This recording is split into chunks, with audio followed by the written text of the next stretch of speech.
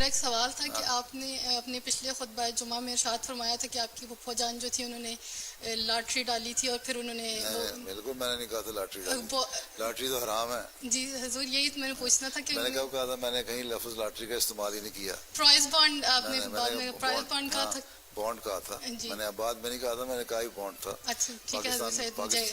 پاکستان میں prize bond چلتے ہیں اور پرائز بانڈ ایک ایسی چیز ہے جو جائز ہے کیونکہ آپ کا پرائز بانڈ جو ہے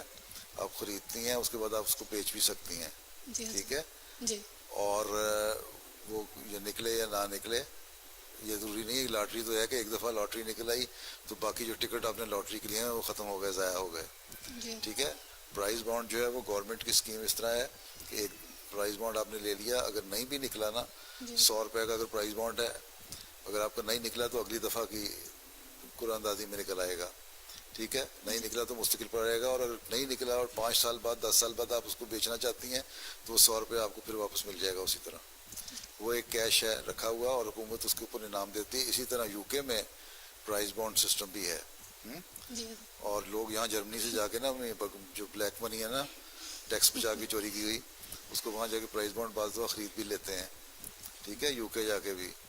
تو وہ جائز ہے خریدنا پرائز بانڈ بالکل اور چیز ہے وہ ایک کیش کی صورت ہے لاٹری جو ہے ایک دفعہ آپ نے لی ضائع ہو گئی 2 یا 3 انعام نکلے ختم ہو گئے پرائز بانڈ کے تو ایک فرسٹ پرائز ہوتا ہے ایک سیکنڈ ہوتا ہے تھرڈ ہوتا ہے پھر بے شمار چھوٹے پرائز ہوتے ہیں ٹھیک ہے اور اس میں اس کی ویلیو قائم رہتی ہے ہمیشہ اسی طرح سمجھیں کہ آپ نے 100 روپے کا نوٹ رکھا ہوا گھر میں اگر 100 روپے کا یا 1000 روپے کا یا 5000 روپے کا